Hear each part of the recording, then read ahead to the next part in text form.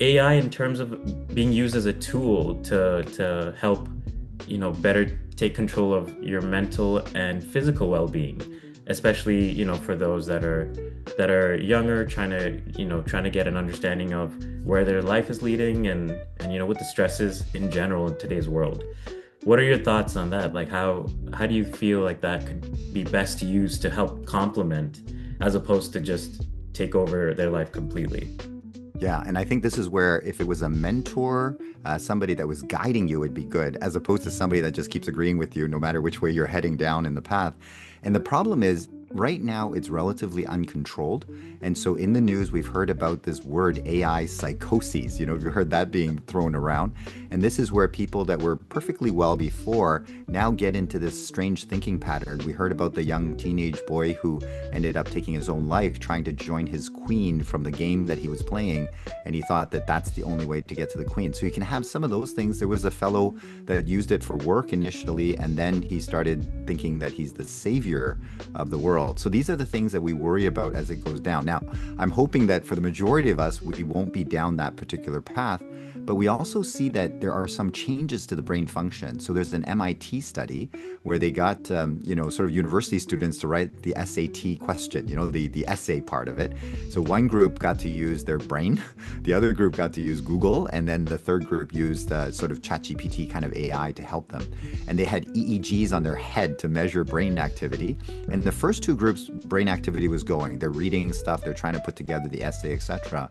Whereas the third group that was using AI, there was very little brain activity at all. And that's because they were editing as opposed to creating. And by the time they did it the third time, because they did this 3 times over 4 months, the people were not even editing, they were just copying and pasting. So the concern is that are we sort of decreasing the functionality of our brain as well? So the same thing, if we're trying to deal with conflicts and things like that, how do we resolve, how do we deal with other people?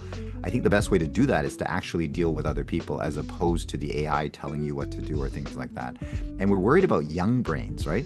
Yeah. So, your brain and my brain may already have some connections established, but what about the young brains that have to develop? And there is some concern about using these things in grade school, for example.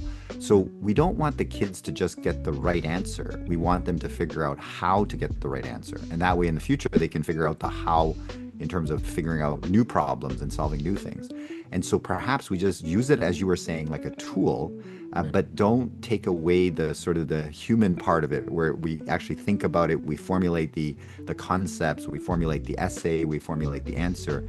So getting the answer is one thing. How to get the answer might be even more important, especially for our young folks that are growing up with this technology. They will use it. We just don't want them to decrease their brain capacity in that particular process.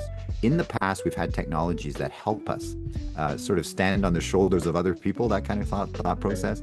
This time, we just sit back and then AI will give us the answer. It'll give us my essay. It'll give me the perfect, quote or whatever.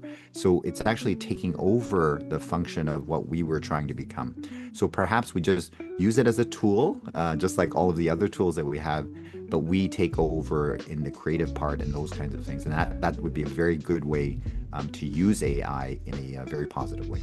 Right. So it's like kind of tethering people to the real world as opposed to just completely depending on the virtual and like artificial intelligence by also having the human component to it, like you were saying. And it's very interesting. In the past, all of our technologies brought us together, right? So Right. in other words, you think about, we had airplanes that could send mail, right? So that brought Right. people together. Then you had a phone that brought people together. Then we had video calls that brought people together. Yeah. But then now we're starting to move away, right? So I text you, so you don't really see me anymore, Yeah. right? And then Right. now I don't even text you because I think the AI might give me better advice. So Yeah. then now I'm dealing with it. So in other words, the first time that we're now having technology that's moving us apart from each other. And I Mhm. think we need to be careful of that. I think if we use AI to bring us together, I think that's fantastic. But when it starts to divide us and put us into an isolation box, and all we're dealing with is just AI and myself, that is not going to be good for our society or for the human beings and the brain that we're trying to preserve and to grow into the future.